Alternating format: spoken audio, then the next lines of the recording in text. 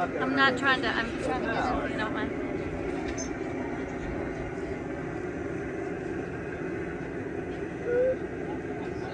I'm flowing into it. You have peppers? Alright, so I could blow that into something the size of a beach ball, but it would be very thin. So what I'm going to make is I'm going to make some little glasses that have been made kind of all over the world in the most primitive way. Early as glass blowing, made simple vessels. Before they even had clear glass, people were blowing glass for thousands of years. And the glass oftentimes looked a lot like this because of the impurities in with the sand. Oh, right. Hey. Oh, I'm so sorry. You're fine. Jackson. Just trying to decide.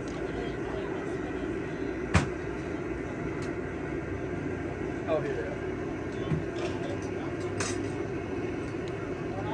Oh, no. Well, these will work.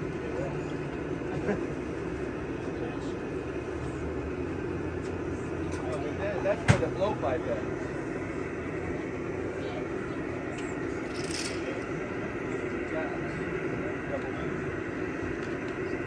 Well, I was joking with Jake, until I actually start making something, I don't really know what I've forgotten back home in the shop. And so I did forget a key tool, but that's okay, because you can do things pretty similar also.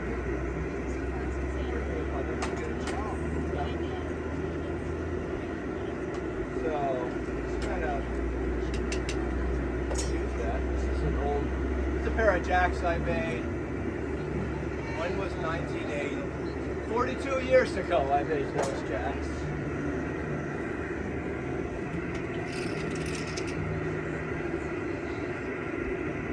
But I don't use them now very much because I'm not a very good tool maker. But the price was right.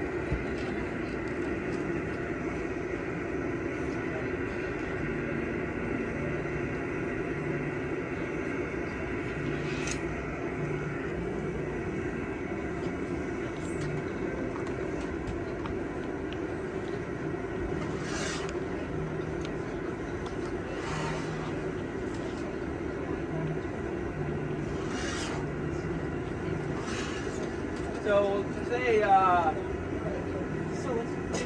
my neighbor next door there, this is our booth next door also. That's the kind of stuff we can do under more controlled circumstances. But the booth beyond that, he's a fellow from New Hampshire, southern New Hampshire, where they made a lot of bottles and vessels, and it was always a darkish amber green, you know.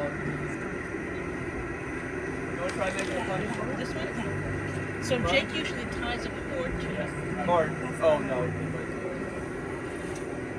And then you can pay for it when you're ready. Over here. Yeah.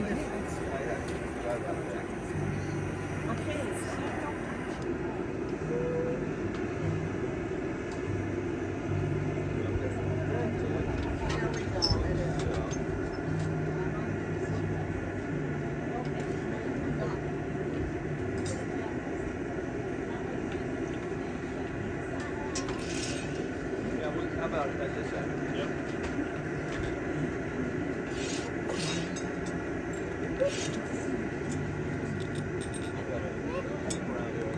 Just do it left-handed. Oh, okay. Just so you can change that. Thank you.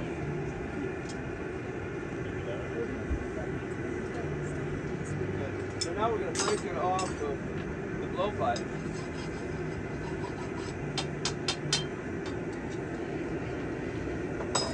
Because it was a hollow tube, blowpipe. That piece is hollow. Expand it. Thank you, Jake. Now I know I can do it. So we're just kind of going in.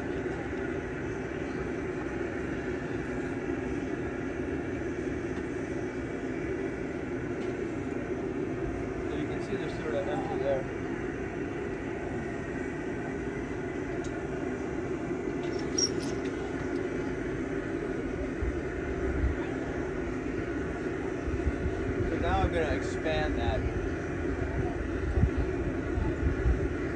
I don't know about this as a demo, but so Gets the heating job up done. where it broke off of the blowpipe, which was the coldest part, so it broke like glass. Now it's kind of the warmest part. Just open it up. So this is too much talking, and you guys are all too much.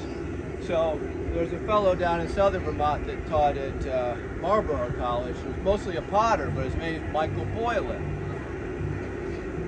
And a lot of glass blowing outside of the factory happened by potters fooling around. And so in the 60s, it was pretty much only done in factories. But these insulating materials were developed. I know, right? And so I met Michael Boylan in the early 80s when I made this tool down in western Massachusetts. He wasn't too far north. And then I worked in Sweden for a couple of years. And when I was in Europe, I went to the Victoria and Albert Museum. And in the Victoria and Albert Museum, there is a piece that looks like this by Michael Boylan, because it signified one of the first times that glass had been made outside of a factory setting in a very primitive, and it literally looks like this piece. And you're like, what's the big deal? Well, the big deal is it hadn't been done outside of factories. And all of a sudden, individual artists were starting to manipulate the material without a factory owner telling, or a customer telling them what to do.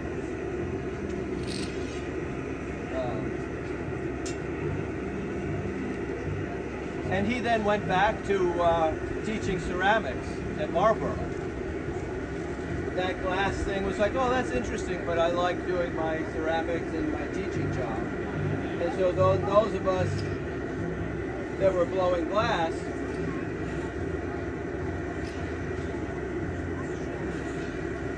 then had to survive and figure out, and there's a limited appeal to this in terms of the market. So then there's our booth next door shows you what we'll do to try to attract customers and artistic expression, but also,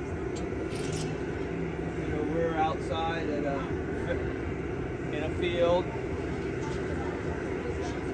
So we've made seasonal things. So anyway, I'm opening that up, and I just want to make the simplest of drinking vessels that my neighbor over there will use tomorrow. Right.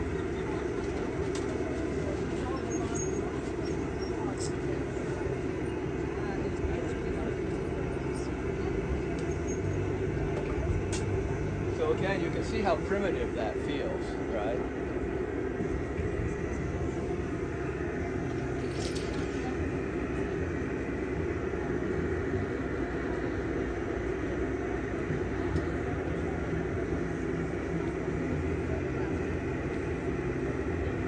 So I'm just going to open it up a little bit more.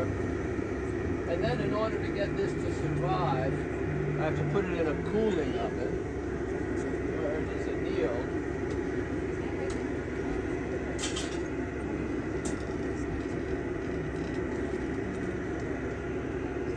No.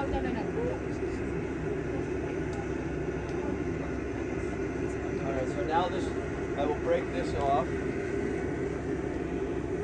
over here. And there's a little furnace. Oh, yeah, that's good.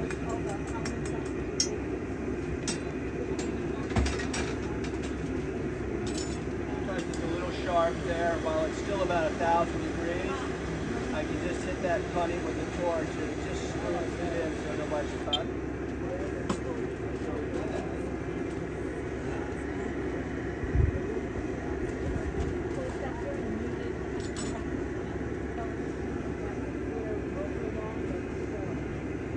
Box here.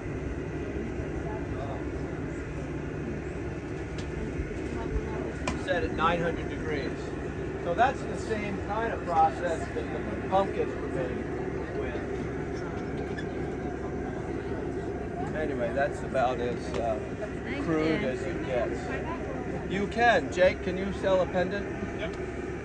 Thank you, Harry. You're